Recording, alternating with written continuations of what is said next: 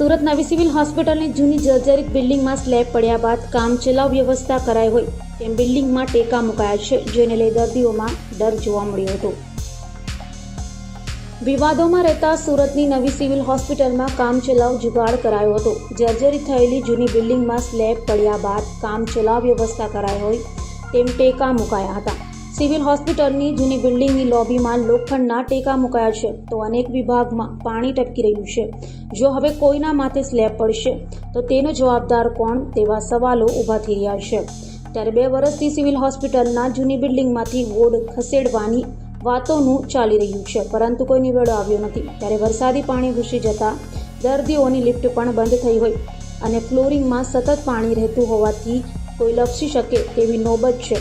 ત્યારે કોઈ દુર્ઘટના થાય તો જવાબદાર કોણ તેવા સવાલો ઊભા થઈ રહ્યા છે। નમસ્તે, હું doctor Dharitri Parmar, additional superintendent new civil hospital Surat તરફથી વાત કરું છું। આજે ડૉક્ટર પ્રીતિ ન હોવાથી હું આપ સર્વેને જવાબ આપું છું કે સિવિલ હોસ્પિટલમાં ઘણી બધી જગ્યાએ સમારકામ ચાલી રહ્યા છે, કારણ કે તમને જાણ હશે એમાં હોસ્પિટલ 60ના દાયકામાં બનેલી છે। સો કાફી જૂની બિલ્ડિંગ હોવાથી ઘણી બધી જગ્યાએ ચોમાસાના વાતાવરણમાં એના ગાબડા પડવાનું ચાલુ થયેલ છે, જેની સમારકામ ચાલી રહી છે।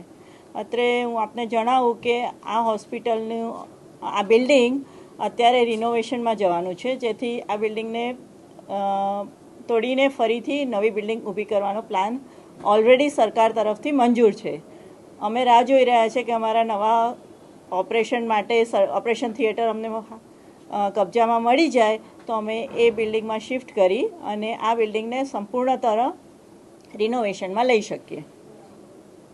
આ બાબતે હું જણાવીશ કે ડાયાલિસિસ બિલ્ડિંગમાં ઘણી વખત પોપડાની પ્રોબ્લેમ થયેલો છે। અત્યારે જે થયો એ કદાચ જૂનો પ્રોબ્લેમ છે, પરંતુ એમાં સમારકામ થઈ ગયું છે અને ડાયાલિસિસ બિલ્ડિંગને શિફ્ટ કરવા માટે એક્સપર્ટની જરૂર પડે છે। એ અંગે અમદાવાદથી એક્સપર્ટ આવી અને જે તે નવી જગ્યાનું ચકાસણી કરી ગયા છે અને ડાયાલિસિસ યુનિટ અમારું શિફ્ટ થવાની તૈયારીમાં છે।